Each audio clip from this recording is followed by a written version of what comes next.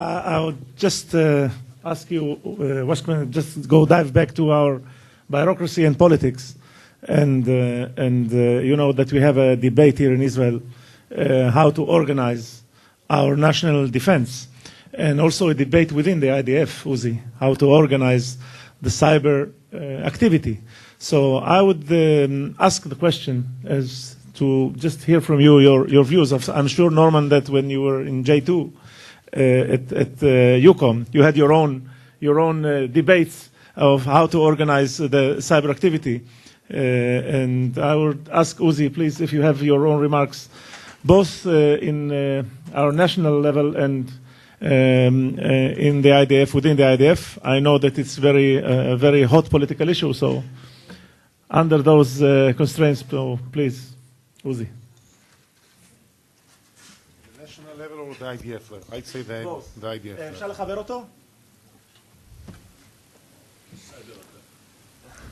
קובי, אפשר לחבר את המיקרופונים בשולחן, בבקשה? דבר. Okay. This is a very complex type of an issue, and to tell you the truth, I'm at the borders of a minefield over here at the national level and at the IDF level. Now, the minefield is not because I'm afraid to make an opinion, but this is an open to the public type of a forum, so you have to understand that. I'll say only this, that there is one very general principle that can or should be adopted at the national and at the IDFs or the I would say security type of institutions level, and that you have to somehow try and create the best affordable level of coordination between responsibility and authority. Now, this is a very, very general statement, so it's true in many cases. But when you try and extrapolate it to the cyber domain, it's not as simple as it sounds. For instance, computers and computer networks are a source of information. So basically, you would have Intel type of organizations going after the secrets and the networks and the computers and the communication devices that hold up the networks. So they have the responsibility for obtaining information. On the other hand, there is what we call, at least that this is like a bilateral type of a J2, J6 type of an expression, the cyber within us. What is the cyber within us? This is the way in which you can create interoperability at the IT level, and interoperability is basically a technological infrastructure that enables organizations to cooperate and collaborate. So you have to look at both sides of the issue. At the national level, if I'll try and make a very, very prudent type of prediction, whatever formulation that will eventually take place at the national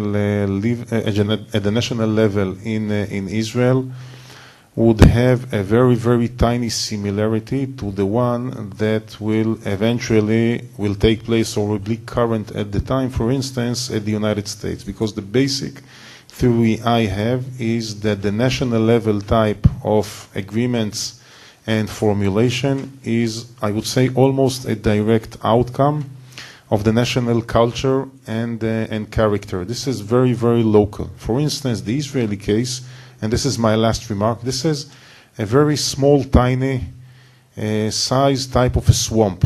It has many pros, it has many cons. On the side of the pros, I mean, I can serve with someone, say 20 years afterwards, I'm a senior officer, he's a CEO, we get together, we have a coffee, we have an exchange of views, knowledge, we might even initiate a bilateral type of a project. No paper, no regulation, no legislation, nothing, because this is a tiny swamp. So we will have to find something which is fitted for the Israeli character. The United States, on the other hand, is a much bigger and very different in mentality type of a swamp. We look very carefully on the dual hat. That new head of NSA now has with NSA and Cybercom. We look upon the interrelations it has with Homeland, with Secret Service, with FBI, with DNI, with all of the other 16 intel agencies the DNI tries and controls. And I'm telling you that the American model would not be the one that will be adopted here. So basically, these are main Thank you. main takeaways. Thank you, Uzi. General, please. Yeah, well, yes, it works. Well, Just we'll make it 1 minute notice. Just the 1 minute remark, please. yeah, okay. Well, at national level, as I mentioned before, the National Cyber Security Strategy was released in last December. As a consequence of this strategy, the National Cyber Security Council was created. This council is chaired by the Department of National Security, which depends on the Prime Minister. And all the public sector is represented at this council, all the ministries. We are now starting, but this is the way we are proceeding at the national level. And concerning the Ministry of Defense, as I mentioned before, the Cyber Command is responsible for all joint systems and networks. The three services are responsible for their specific systems. We are responsible for coordinating them. And in addition, we are the only tool to deal with offensive activities. That's all. Thank you. Norman, the American approach? I wish I could tell you the American approach, because then I wouldn't be here and I'd be making a lot more money. So just a quick note. It's a matter of complexity. I mean, real complexity that we have within the structure of the United States government. And so just to give you a quick idea, if you were to look at a pyramid, nice solid pyramid, it has essentially about 8 seams, because I count the bottom, and it has 4 sides, and it has, 5 points on it. And that's really great. I mean, that's wonderful, and you say, I can see it. So now think about that pyramid, but it's not solid. And all of a sudden now you start crisscrossing the bottom, and you got now 4 more intersections, and then you got 1 at the top, and then it's an internal piece, and the complexity continues to grow. So inside the U.S. government, we have that level of complexity. We have those kinds of problems. Inside the structure of the United States society, we have that. And much like Israel, have a very strong desire, individual desire, to make sure that things don't impinge upon the things that we would like to be able to do. When you try to work inside of that to be able to build something, it becomes much harder. And the way forward from a national level inside the United States has been slow, okay, to put it nicely. There are things that we're doing on the edge, so U.S. Cyber Command and other things that are happening. But inside the structure of the government, it is very slow. Because everybody's waiting for a regulation. Everybody's waiting for a law, so that then they can say, okay, that's where I got to put my money, because it's really a commercial piece that is really, it's the financial piece that really is going to drive it.